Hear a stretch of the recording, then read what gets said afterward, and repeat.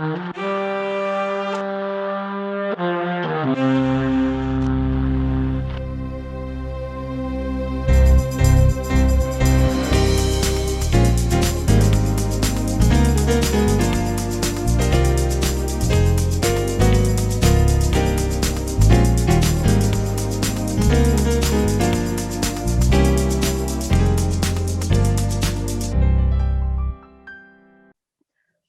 guys. Thank you all for joining us for another episode of Evolving You, where we encourage you and we want you to embrace your next realm. As always, I'm your host, Danielle, along with their co host, Cardell.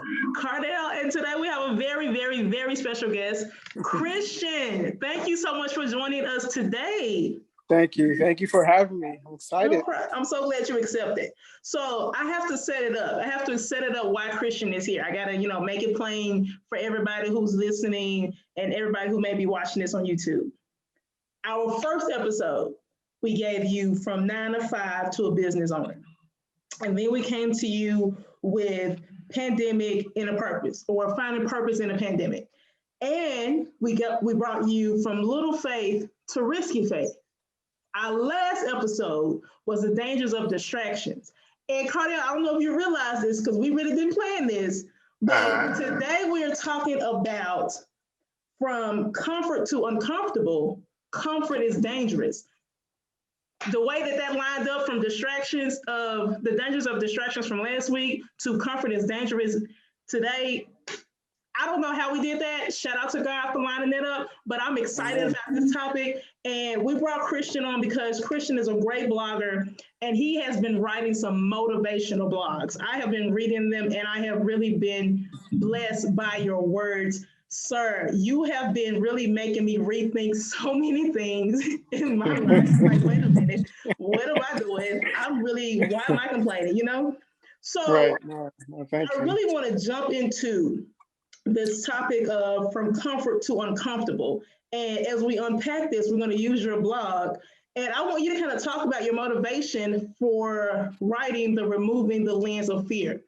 And by the way, we're going to put a link to your blog at the bottom of this. But just jump in and talk about your motivation for that blog title, Removing the Lens of Fear.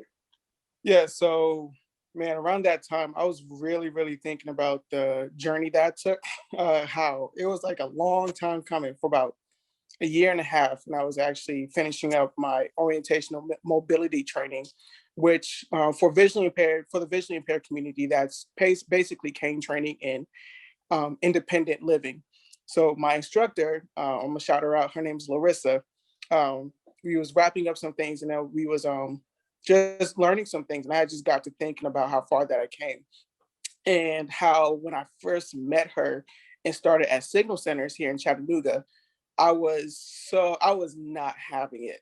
She would tell you that I was just not having it. I was just there to be there because that I was just like, I didn't want to accept those services. I was just like, yo, that's just like accepting that I was blind. That's just, let's just be real. That's just what it was. It was just like, I'm just accepting the fact that I'm a blind guy. And I was afraid to see how I was so afraid to, and thinking how people was going to see me. No pun intended, at least for me. So it was just, so I was actually really thinking about that. And I was just wanting to document that specific journey, how transitioning from living in fear about how people will perceive me to actually just being free and not really caring about how people will see me. And I just wanted to really document that. And I think the scripture that I came through was, I can't remember where in the New Testament, where it's talking about, being transformed by the renewal of your mind. So I just want to really document that and just talk about it really, and just showing the people that specific journey on, just moving away from living in fear and, being free, because freedom is honestly in the mind. I've always held this, even before I went blind, is, freedom is in the mind. It starts there. You can be outwardly free, but if you're not free mentally, then you might as well just still be stuck in where you were. So I just really want to document that. Right. Isn't it crazy how your mind can put you in a prison You're walking Exactly. around free, but your mind has you in a prison. That is so crazy. Exactly. That is so Exactly. crazy. The quote, I'm going to tell you the quote from your blog that gave me chills and also got my life together at the same time. You wrote, some will stay in a safety bubble because they fear failure in the outside world. Yes. That Yes. statement was so powerful to me because it made me reevaluate. Okay, Danielle, you have been out here living too safe. You got comfortable, and I feel like almost in my comfort, it was why Hmm. would I go out? Why would I branch out? Why do this? Right. Because I was Right. really fearing the thought of everyone else, like, they're gonna think I'm crazy, they're gonna think that's dumb. Even Right. with Right. Cardell starting to transition, what would Hmm. people think was my thought. I don't know about Cardell, but for me, I was like, what would people think? Would they be like, it's another business? Are you gonna really make it? But stepping out to start a business, start a podcast, and start a Hmm. blog, that takes faith. That takes you stepping out of your safety zone because now Yes. you're in a vulnerable position and Right. everybody can see you. And especially for you blogging, you're in a vulnerable position. Whoa, can I talk today? Because everyone, they're reading your words and they're almost getting like insight inside of your mind. Like, what Hmm. made you want to start blogging? Was that the reason why? Yeah. It was just because it was that faith step, which is like the initial step that I took.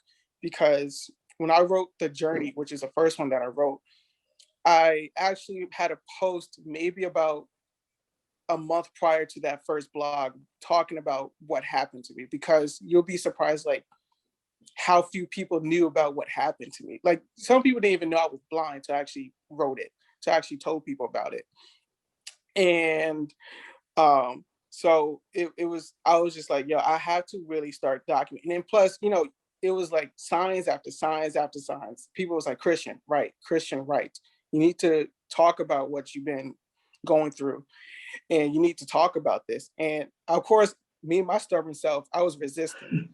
And I was just like, I really don't know. And I still struggle with this to this day. So, and I was like, okay, I don't know what I'm gonna do. I don't know what I'm gonna talk about. And of course, I'm an artist. So I was an artist. So Mhm. I was so into presenting things in such a perfection instead of just being vulnerable and just Mhm. talking out of what I've, things I struggle with, or things that, the journey, basically what this whole thing is called. Mhm. So I was just, I just had to really just get to the point. I was just like, Christian, it's just time to talk. It's just time to talk, because, that I was so afraid, like I was really legitimately afraid of success in a way, because of Mm. course, when it comes That's to good. success, it does bring more scrutiny. Yes. And all of my life, I've always stayed, even before I went blind, always stayed where it was comfortable. And Mhm. sometimes it takes like God just doing something super drastic for him to like just nudge you into that one direction of where he wants you to go. And it was honestly, I can tell you like what I felt. It was honestly a buildup of like an intense feeling, I guess, in my heart and stomach. I guess the only way I can explain it, to really just write. And that's when I knew God was just pushing me to be like, Chris, you need to talk about this thing. And it's not, Mhm. don't be afraid of what is out there, because of course you see all these things, and then of course you see all the public scrutiny that normally comes with being, I guess, a public figure or anything, whether you're broadcasting, doing a podcast, YouTube, or blogging, vlogging, whatever the case may be. We often are afraid of people looking so deep into our lives and seeing all eyes on us. And me, I do not like being center of attention for anything. And I still don't. But I had to be obedient to God and just be like, Christian, just start documenting these things. Mhm. Because once you start doing, the doors will start opening for what God wants you to do. And once we stay in that bubble, and this is like this for anyone who was visually impaired too, especially once you got used to that routine and your loss of vision was so sudden. We're so afraid of the world, and it does eat our minds when we just stay where it's comfortable. It does eat our minds, and it's just like, um we normally feel safe, but we never feel alive. There's a difference. There's just such a difference between feeling safe and feeling free and alive. Because safe, you just exist, and there's no feeling of excitement when you're not doing what you're called to do. And that's the one thing that God gave us, was doing things that God gave us something to do. The thing is, we have to step up and step out in order to achieve that thing. And we can't just do it in the realm that we are in. Everything takes levels. We start be obedient to the first part, then we move on to the next part, and everything is such a progression up and up and up and up. But the thing is, everything takes a build. Everything takes a push outside of your comfort zone. It just takes a natural push. The question is, will we answer that call, or we would just stay? Wow, that's good. We are going to get you to do a commercial for our podcast, because you just said something there. It takes levels to get to the next realm. And the name of our podcast is Embracing the Next Realm. In order to embrace it, you have to understand it takes levels. Yep, levels exactly. to this. Cue that song. There's level to it. Because like when you were talking, that hit so many levels for what we're doing, is because we would have never thought about starting this Evolving Youth. We always said that we want to do something, we want to stretch ourselves, but it was just like the fact of, do we want to do it? Is it now? Do we not want to do it now? But just to hear the process, it's just the same process that we had to go through, even though we can physically see, but it's like a spiritual blindness, because it's like God wants to put you in position, but you want to close your eyes to it, or you don't really want to see it when he's trying to put you in position. And it's like, when you say you take that leap of faith, because I'm like, me and Daniel are both, we are not very public people at all. For us to really get on this podcast and really talk about our life and our feelings, like, Jesus, you're doing a new thing in us. Because it's like, that's not us. But to actually get on here and to confess different things that we go through. And even like for business owners, like, we all have some type of situation that we deal with, but we don't know how to get past that. And it's like, now from listening your story, we're achieving that. We're going in the right path. And it's just like, for us to invite you on the show, this is just God's timing. I was just saying, just wait and see, because it's about to blow up. Exactly. And you guys don't know how on time this was. Like, just to encourage you, like, you have no idea how on time this was. And I'll probably tell you guys off the record about it, how on time this whole opportunity came about. And I was actually just thanking God when you had, reached out to me to do this, because, I've never really verbally talked about my things. It's easy to write. It's very easy for me to write, because I could just write and hide. I can write and hide. And this actually, came about off of the realm of, I did a little interview for Signal Centers not too long ago. And I was like, oh man, that was scary as it was. And, thinking back on it, I was just honestly reminded of, just taking that first step. And I'm at that point now, I mean, not with everything, but when people ask me to do stuff, I normally would just say yes now. And most times before then, I would just be so hesitant. I would be so hesitant to do it. But I think the one thing that I was reminded of, I was actually having a conversation with a very good friend of mine about this. She had reminded me of time just passes us by. When we just exist, we'll be 40, 50 years old, still at the same place. And I was just like, I do not want to be at that point. I really, really don't. Because I don't want to be looking back and saying, well, woulda, coulda, shoulda, and asking God, or blaming myself, being upset on how come I'm still in the same spot I was when I'm, my current age right now. And I wanted to be obedient to God and just say, yes, God, whatever you lay in front of me, because I started asking God, expand my land and expand my territory, or at least expand my opportunities. And once he did, I couldn't back away from that call, because he was providing me with something I was praying for, and I can't shy away from it. So So, you know, I think for anybody, I think this is true for you guys too, is just taking that, you know, first step, no matter how it goes against the grain of something that we are used to doing. And especially us as private people, you know, it being in a public face, you have to create like a personality sometimes that stretches us to where we can honestly make people more approachable to us so that you can hear your voice, because you guys ain't bland. You know, you guys are very, very unique within yourselves.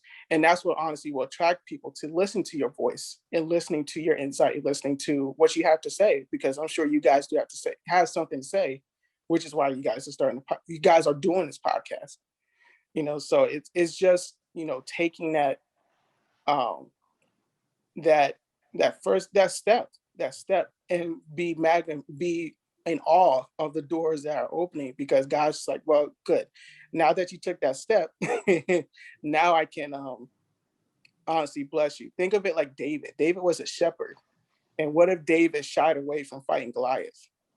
And Mm-hmm. and if David had not fought Goliath, would he have really been king after that point? Mm-hmm. So, you know, it's just always taking that first step. And when you pray for something, and we often do pray, you know, God, expand our land, expand our reach. We always want more and blessing, but most times when we get that opportunities, we will shy away from it, because it's just like, well, God, I don't know if this is you, because it's not who I am in personality. And I have to stop thinking that. I have to just stop thinking like, you know, Christian, God's just like, yo, I'm giving you this. You prayed for this. So here it is. Here it Take it is. and run, take it and run with it. Don't shy away from it, because at the end of the day, if it's not you, it's going to be another person. And I can't tell God, you know, it's not good for us to just tell God no, especially if Mm-hmm. it's something that you pray for. Just slap his hands away, just like, nah, I don't think that's it. I don't think that's it. I don't think that's it. But God's Right. like, yo, this is it. But if if you ain't This gonna is do it, it. there's gonna be someone else that will do it. You know. For sure, for sure. And I like when you said, think about that story in the Bible, because I always say, how would you know that God can provide if you never trust him with that? How would you Exactly. know that God had a ram in the bush if you never went to the bush? Yeah, You have to exactly. move, you have to go so that God can bless your action. Like the Bible says, faith without works is dead for a reason. That's why it says that, so that you know Right. that you have Right. to work it. You can have all the Exactly. faith in the world, but if you're not working the faith, then you Hmm. just sitting over here as a faith-filled person, 50 years old or however 20 years old, and not living the vision that God gave to you, because Exactly. you're saying, I'm just waiting on God to bless it. But what is Yep. he blessing? In order for him to Hmm. bless something, you have to work. I love that you use that analogy. That's perfect. That's like spot on. And I feel like that's the one thing that we want people to get from this podcast. It's not just because we want to hear ourselves talk, because we know that I'm kind of sort of almost antisocial, almost. But we can cardio's gone. It's really something that we can encourage and motivate someone else to say, listen, Hmm. if we stepped out, so can you. It's not comfortable for anybody. The right time Exactly. is never going to be the right time. You just have to Right. move in faith and know that God's got you. Chris, if you don't mind, can you just share a little bit about your story on when you found out you were blind? Like, how was that transition for Whew, you? Am I man. getting too deep? Am I too deep? You No, just no, too no. deep. I do not mind sharing this. I actually, I'm more free about talking about it. So about the January of 2018. Oh, no, no, no, no, no. Around probably about April of 2018. Um, I was hit with diabetic retinopathy, and I had honestly just came back from New York um, after my aunt's funeral, and I literally just accepted a position as an intake counselor in Pikeville, Tennessee. And I just accepted the job, and I was about to, I was preparing to move out there. I get back from New York one day later, and my doctor was like, "Yeah, you can't drive. You can't drive anymore because your vision is just that bad." and I was holding on. I was devastated because they were going to tag my license. They tagged my license. So, Wow. yeah, so I can't drive as a visually impaired person. But so I had found that out, and it was literally one day. One day I'm driving from New York, and I knew it was bad. On the road back home to Tennessee, I was struggling on the road to see at night. So I knew something was kind of like wrong, but it didn't really register that I was going blind. And fast forward to probably about October, I had my first retina detachment surgery, which is basically just they put a silicone oil bubble in my right eye to keep it from fully detaching. And then I had a second, of course, that one failed. So I had opted for the second time. I did it a second time in January of 2019. And ever since then, my vision's been basically, I just describe it as like just fully blind, but with light perception, basically. Because other than light, I can't tell you what is going on. So that's when I found out, but it was just years of not taking care of my body, diabetes wise. So it caught up with me all these years later. And that's basically how I lost my vision, at least, in the state that I'm at right now. That's how I lost my vision. Okay, thank you so much for sharing that. And I feel like even with you sharing that, that's going to bless so many people, because I see your videos on Facebook of you working out. Like, you now understand, like, let me get in the gym. You really motivate me. Sometimes I want to chill sometimes, like, wait a minute, but Christian out here pumping the iron, showing out. But I feel like that story, thank you so much for sharing that with us and with our listeners, because that story, I know it's going to bless somebody. It's going to motivate somebody. And just by them knowing that even though that happened to you, you're not stopping. It's really it's just beginning. I'm so excited. I'm so hyped. Yeah. And like that took me a while to get to that point. Even just working out it took me a while to get to that point. Because of course my comfortability was working out at home.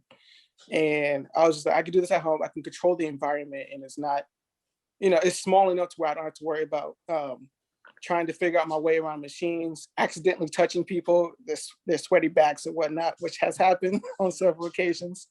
And, and I don't have to worry about it being such a big place. But again, it came to a point I was just like, I have to get out the house. I really had to get out the house, because mentally it does mess you up once you stay isolated like that. And I was realizing that my mental state was just bad. So I was just like, I have to get out. I have to get out and work out, and not use excuses to not use my blindness as an excuse to not take care of myself. Like, it's easy to work out at home, but it's a different feeling of going out, and not even just the gym, but anything, anywhere. I had came to that point. I was just like, I just have to go. Whether I have to take my cane, which if you would have told me to use my cane a year ago, I was not having it. I was not having it. I said, I will not get a dog, and I'm not going to show people that I'm using cane. But I had to accept the point that, Christian, you have to use this. First of all, to even travel anywhere, you have to use this thing. And I can't worry about how people would see me. I mean, it's not like, I always say this, it's not like I could see them reacting to me. So I didn't really, I came to the point where I didn't care. But I had to step out that comfort zone of my own home, where I can control the things, and into something that I felt like I didn't have control over, the environment. And once I started doing that, I honestly started living, and honestly starting meeting new people, and being comfortable with just being out there and showing to the world that my visual impairment is not me. I'm not defined by my visual impairment. I'm defined by the work that I'm doing for Christ. That's the most important part, because everything else is secondary to that. I use it as a story to elevate Christ, not to elevate me, but to elevate Christ, because that's the most important thing that we have to do. And that's for anything that we are called to do, is just being obedient to God, and using the thing that the devil wants you to, the devil wanted me to keep being stay in shame and isolation about my blindness. But I use it as a story to help bring, at least hopefully bring people to Christ, and point people in the direction of the truth, which is Christ. Go Yeah, ahead, and Kyle. that makes a lot of sense because it's like you have to really realize that even though you're in that situation, it's overcoming your situation. Because Exactly. it's like we all sit in something, and when you're sitting in it, you just like, okay, I'm in this. But Right. then you gotta, when you start stretching yourself, then you're able to accomplish so much more. Then you just Exactly. wanting to go and just go and go and go. Because Right. it's like Right. ever since we started this, and I know everything that you've done, it's like when Hmm. I first saw you come to church, I would have never known that you were blind unless because you never showed any signs. And it's the Hmm. fact of that even when we're in the midst of something, we don't have to Hmm. look like what we're going through. As long Right. as Right. we are achieving where we're going, we don't have to Right. look like the situation. And Right. I Right. applaud you for your independence because it's like you could be like, oh, woe is me, but you're not. You're saying, Hmm. I'm in it. Now let me walk in this situation and not let it Right. hinder me. Because I think that's where we get so many times. We just want to Right. just so comfortable, just stay in our lane. Sometimes you gotta Right. swerve out your lane to actually get to where you're going. Sometimes you're Exactly. going 80 miles Exactly. down the freeway and you see your open spot and you just gotta jump 3 lanes. You just gotta do what you gotta do. And Right. it's just Right. really Right. just see how God can use a situation to change your whole perspective of how you see things. Right. Because Right. even like Right. how you said, the perception of how people see you is like, even with me, I feel like I have to guard what I let people see.